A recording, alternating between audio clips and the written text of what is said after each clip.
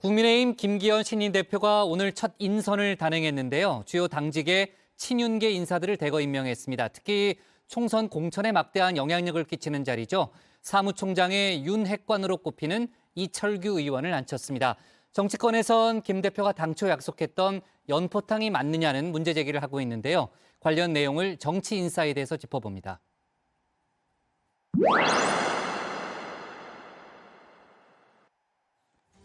국민의힘 김기현 신임 당대표가 주요 당직 인선을 발표했습니다. 이번 인사의 키워드, 친윤계 전진 배치입니다. 총선 공천의 핵심 역할을 하는 사무총장 라인. 보시는 것처럼 강성 친윤계 의원들이 독식을 했습니다. 특히 윤핵관 4인방 가운데 한 명인 이철규 의원이 사무총장직을 차지했는데요. 혹시나 했는데 역시나다라는 평가입니다. 역시 윤핵관으로 돌아갔다.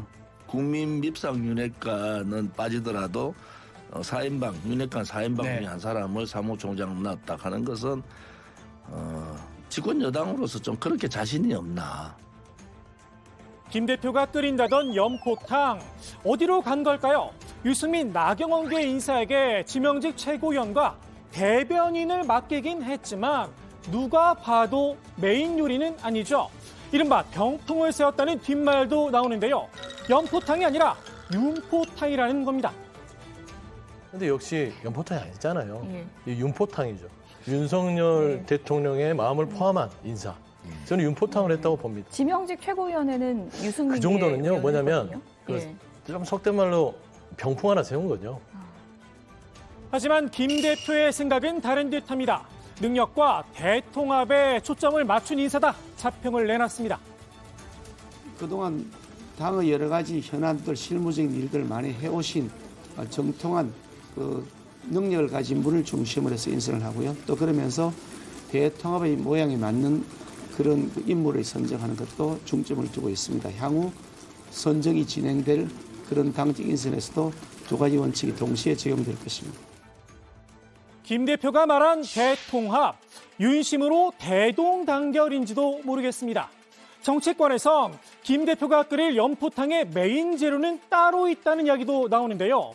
바로 당 대표직을 놓고 치열한 경쟁을 벌였던 당권 주자들입니다. 오늘은 안철수 의원을 만나 재료 손질에 들어갔습니다. 안 대표님께서 오랫동안 노하우를 많이 축적하고 계신 선거의 최고 경험자이시기 때문에 가르쳐주신 걸 잘 배워서 실천하도록 하겠습니다. 선거 과정에서 이런저런 논란들이 있지만 우리는 큰 틀에서 한 식구고 한 가족이기 때문에 지금부터는 우리 당이 화합하는 게 무엇보다도 중요하고 그다음에 특히 내년 총선 승리 어떻게 할 것인가 거기에 대해서 한번 좀 의논 드리는 그런 시간이 되었으면 합니다.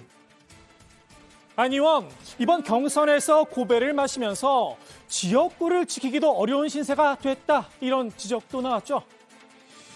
그 분당은 자기 집 아니야. 새 집이야. 원주인은 김은혜야. 김은혜가 내 집 내놔라. 이거면 집 내줘야 돼. 그럼 갈 때는 노원뿐이야. 노원병. 이준석이하고 붙어야 돼. 당대표 됐으면 그림이 달라지지만 당대표 안 된 순간 지도 대상이야. 자기 대선 행보를 생각해서라도 안 의원이 김 대표가 내민 손을 뿌리치긴 어려울 거란 전망도 있었는데요. 안 의원, 김 대표가 제안한 과학기술특별위원장 자리는 일단 고사를 했습니다. 다만 내년 총선 승리를 위해 어떤 역할을 할지 숙고하며 재충전할 시간을 달라 연대 여지는 남겨두었는데요. 안 의원에게 민주당 출신이란 꼬리표를 붙였던 친윤계도 우리는 원팀이다. 러브콜을 보내놨습니다. 선거의 경쟁 과정에서는 얼마든지 다른 목소리가 나올 수 있지만 안철수 의원이 우리 국민의힘에 이번에 정권을 교체하고 난 다음 인수위원회 위원장을 했잖아요. 이 정부의 성공을 위해서 늘 한 목소리를 가져왔다고 저는 생각을 합니다. 투표가 진행 중일 때 최후의 통첩을 날리셨잖아요. 네네. 네, 그랬는데도 이제 막상 결과가 발표되니까 오히려 원팀이다 하고 승복한다 이렇게 메시지를 보내온 것을 제가 봤는데요. 그래서 그 안철수 의원께서는 우리 당의 일원으로 앞으로 활동하실 그런 의지가 확고하다는 것. 김 대표는 내일 황교안 전 대표도 만날 예정인데요. 황 전 대표, 경선이 끝나자마자 그동안 아껴뒀던 트레이드마크를 다시 꺼내 들었죠. 부정선거 의혹을 또다시 제기한 겁니다. 김 대표, 과연 요리 손질이 가능할까 싶습니다. 김 대표가 아직 연포탕에 넣을지 말지 고민 중인 재료도 있죠. 천하람 전 혁신위원과도 만남을 조율 중이라고 하는데요. 이 역시 확실한 포용의 메시지가 있어야 할 듯합니다. 통일된 실질적인 메시지를 내주기를 바랍니다. 그러니까 연포탕이라고 말로만 하는 것이 아니고 정말로 방향성은 다르지만은 그래도 당의 갈 길에 대해서 고민하는 여러 사람들을 포용할 수 있는 너른 지도부가 됐으면 좋겠다는 희망을 가지고 있고요.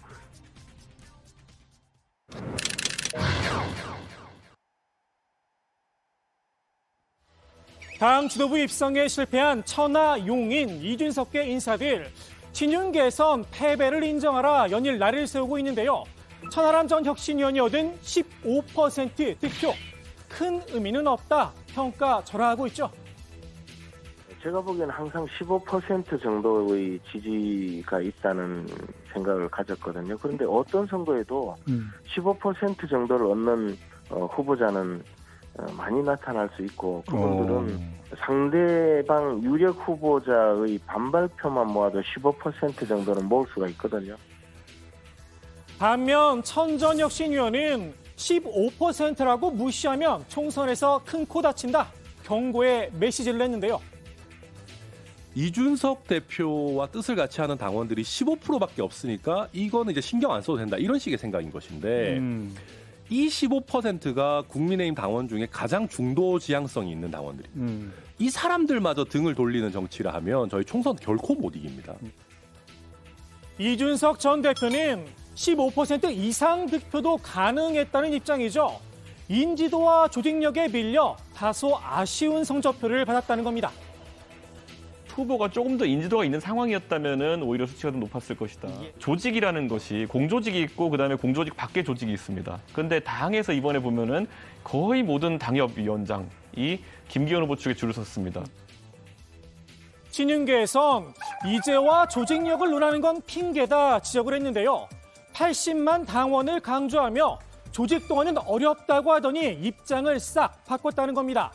실제로 투표율이 예상보다 높게 나오자 이런 평가를 내놓기도 했습니다.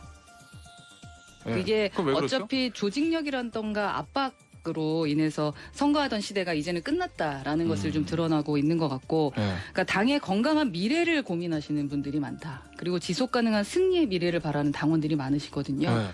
이거 조직이나 세력이 붙어서 조직표로 불가능하다는 얘기 항상 많이 하지 않았던가요? 근데 선거 전에 했던 얘기와 끝나고 나서 했던 얘기들이 좀 같이 일관성이 있어야 된다고 생각하고, 정치권에선 이 전 대표가 유인심만 탓할 게 아니라 와신 상담을 해야 할 때다, 이런 지적도 나오는데요. 이게 단순히 윤심이 작동해서 이렇게 됐다라고만 생각할 것이 아니라 그동안 너무 지나치게 가볍게 행동했기 때문에 거기에 대한 신뢰감을 당원들로부터 잃은 부분, 이런 부분에 대한 부분도 저는 충분히 이준석 대표가 이번에 생각을 하면서 지금부터는 와신 상담을 해야 되지 않나. 이 전 대표의 생각은 다른 듯합니다. 이 전 대표가 행동에 나선 이유, 원죄는 윤핵관에게 있다는 건데요. 앞으로도 잘잘못을 따지겠다, 목소리를 높였습니다. 저는 누구의 잘잘못을 떠나면 안 되고요. 떠나면 안 된다? 누구의 잘잘못 정확히 따져야 되는 게 대선과 지선을 이긴 당대표를 쫓아내기 위해 가지고 1년 가까이 이 사단이 난 겁니다. 국민의힘 신임 지도부 내에선 이 전 대표를 안고 가야 한다, 버리고 가야 한다, 의견이 엇갈리고 있죠.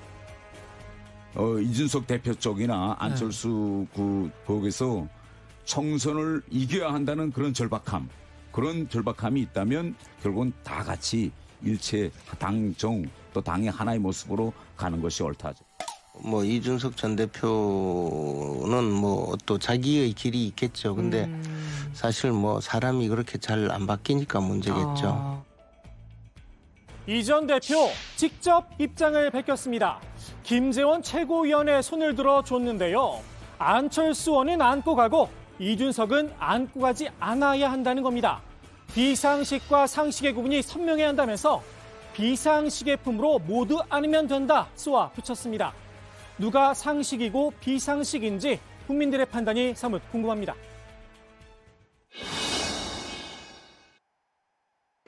어떤 여론조사에도 제가 1등한 적은 한 번도 없고요. 사실은 떨어지면 어떡하나 이 생각밖에 없었습니다. 전당대회에서 떨어질 걸 걱정했다던 김재원 수석 최고위원. 혹시 몰라 든든한 보험 하나를 미리 들어둔 걸까요? 전대가 끝난 첫 주말 정강훈 씨가 담임 목사로 있는 사랑제일교회를 찾았습니다.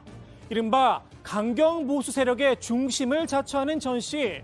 김 최고위원을 예배당 앞으로 불러 갑자기 이런 이야기를 꺼냈습니다. 네, 김기현 장로님이요. 이번에도 우리가 김기현 장로님을 사실 밀었잖아. 네.